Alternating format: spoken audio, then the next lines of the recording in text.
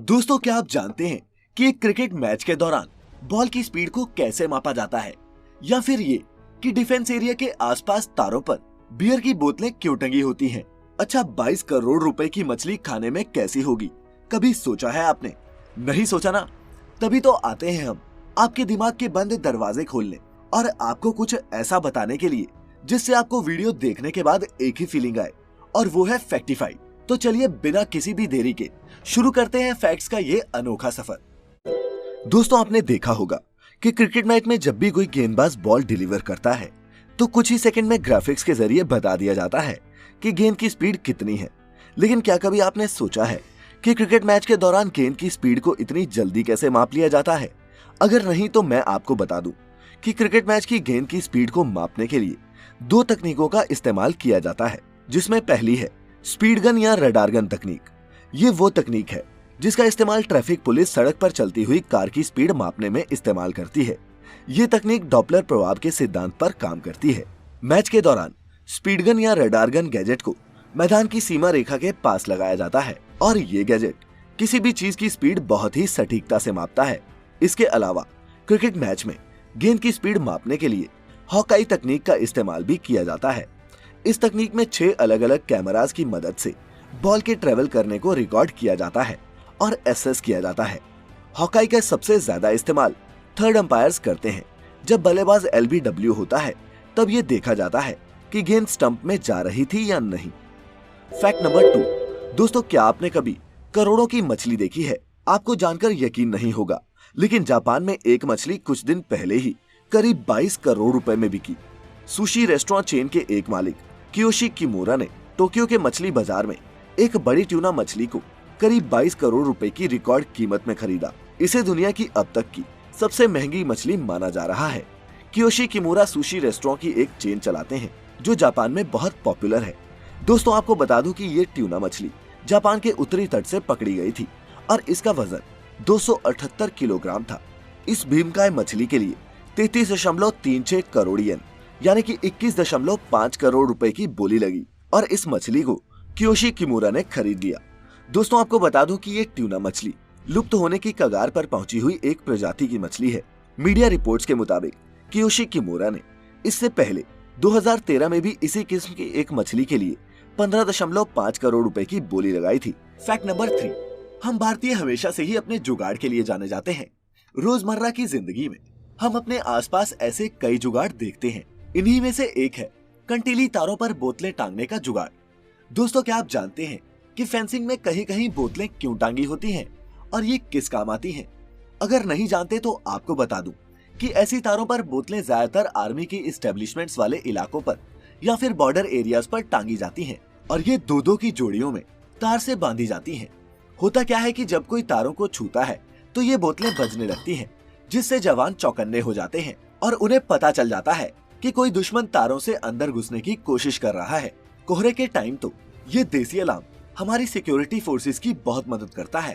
खैर, अगर पहली बार आप इस चैनल पर आए हैं तो ऐसे ही इंफॉर्मेशनल फैक्ट से भरपूर वीडियोस देखते रहने के लिए हमारा चैनल फैक्टिफाइड हिंदी सब्सक्राइब करना मत भूलिएगा।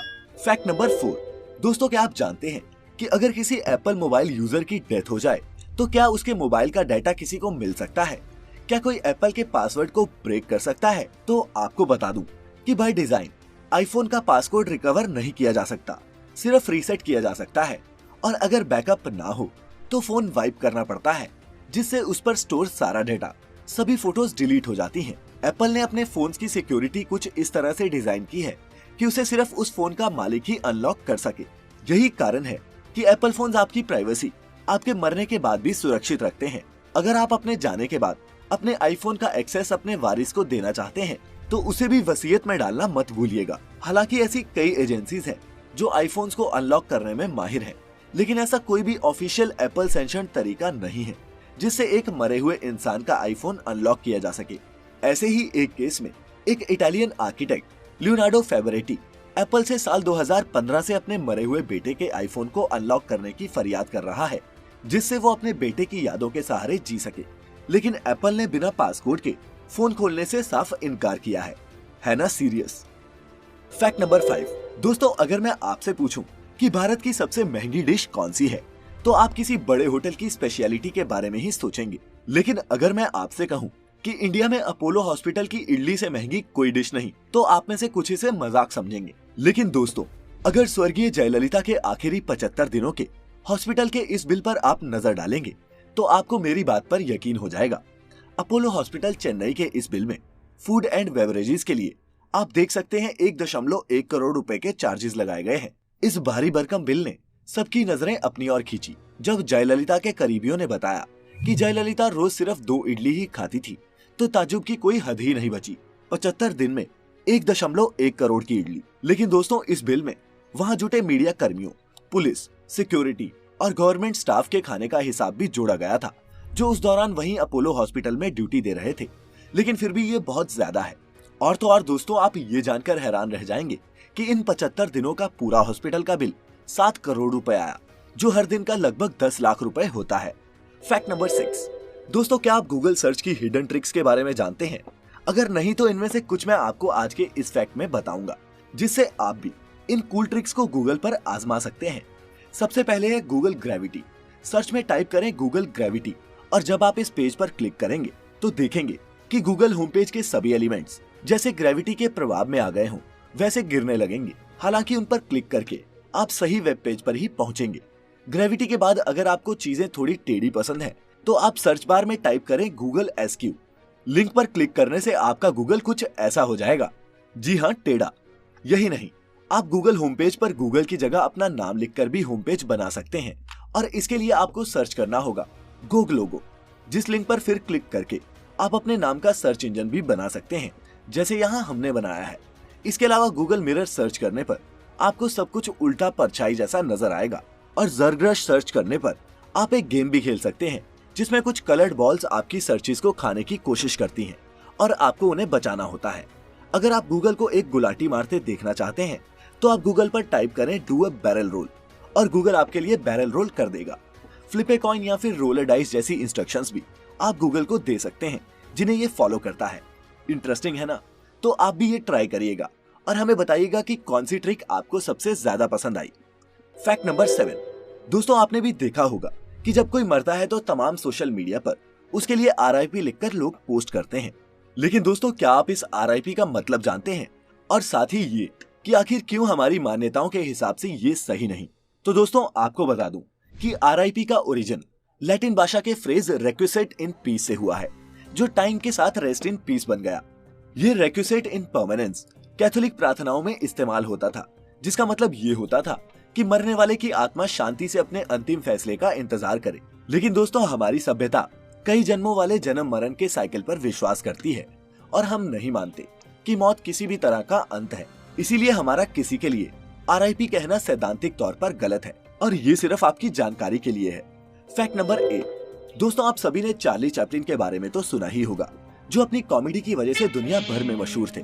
लेकिन दोस्तों, क्या आप जानते हैं कि 1977 में उनकी मौत के बाद चोरों ने कब्र से उनकी लाश चुरा ली थी और बदले में फिरौती की मांग भी की थी। जी हाँ, जिंदगी भर एक्टर होने की वजह से लाइमलाइट में रहने वाले चार्ली अपनी मौत के बाद भी खबरों में बने रहे। हुआ ये था कि चार्ली चैपलिन अपनी मौत के 2 महीने बाद अपनी कब्र से गायब हो गए, जिसके बाद पूरी दुनिया में हंगामा मच गया। किसी ने कहा कि चार्ली चैपलिन के फैंस बॉडी को ले गए होंगे, तो कोई नाराज नाजियों पर उनकी बॉडी चुराने का इल्जाम लगाता। लेकिन उस वक्त सब लोग हैरान रह गए जब चार्ली की पत्नी ऊना को एक फोन आया और फोन करने वाले शख्स ने उनकी डेड बॉडी के बदले में $6 लाख यानी कि आज की तारीख के हिसाब से 4 करोड़ रुपए की मांग की। लेकिन ऊना ने पैसे देने से मना कर दिया। उसके बाद पुलिस ने दिन रात एक करके अपराधियों को ढूंढ निकाला और उन्हें हवालात में डाल दिया।